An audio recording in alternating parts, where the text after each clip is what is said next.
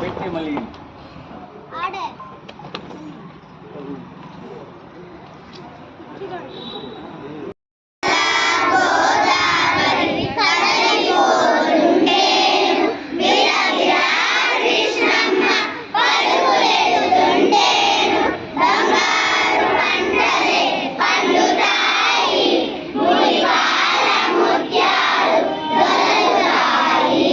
చాలా మంది ఈ దేశ స్వాతంత్రం కోసం పనిచేశారు.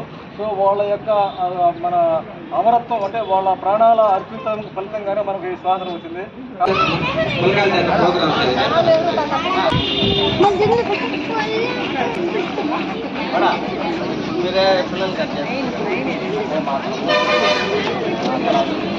మన ఇక్కడికి విచ్చేసిన మన గౌరవ మండల ప్రజా అధ్యక్షురాలు గారికి, నాతోటి సిబ్బందికి, ఇక్కడ విచ్చేసిన వెలుగు సిబ్బందికి, ఉపాధ్యాయులకి, పిల్లలకి నా ఆశీస్సులు, మిగతా వాళ్ళందరికీ నా నమస్కారాలు.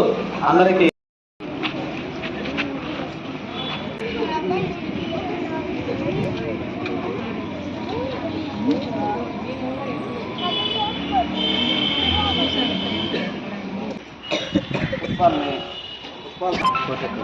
స్వాతంత్ర దినోత్సవ శుభాకాంక్షలు.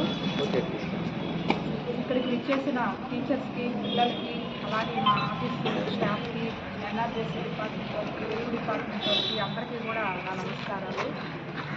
ఎంతో గర్వంగా ఉంది. మనము స్వాతంత్రాన్ని పోరాడి తెచ్చుకొని 80 సంవత్సరాలు అయింది.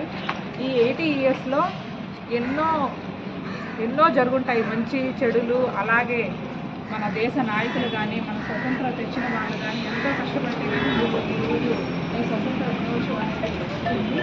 నేటి బాలలే రేపటి పౌరులు.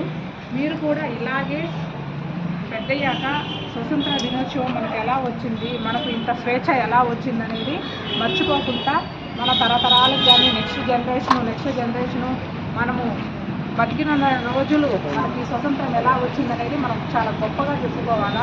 దేశాల్లో కూడా మన స్వతంత్ర ఇండియాని చూసి చాలా గర్వపడుతున్నారు. ఎందుకంటే మన ఇండియాలో ఉండే సంస్కృతి, సాంప్రదాయాలు పక్క దేశాలు కూడా మనల్ని చూసి చాలా డెవలప్మెంట్ అవుతున్నాయి. ఎందుకంటే భారతీయ సంస్కృతి అంత గొప్పది. సో కాబట్టి మన సంస్కృతిని ఎప్పుడూ మనం గౌరవించాలి. మన ఆచారాన్ని, సంప్రదాయాన్ని మనం ఎప్పటికీ మనం ఈ దేశంలో పుట్టాం కాబట్టి మనము ఈ దేశంలోనే ఉండాలా. మనం ఈ దేశంలో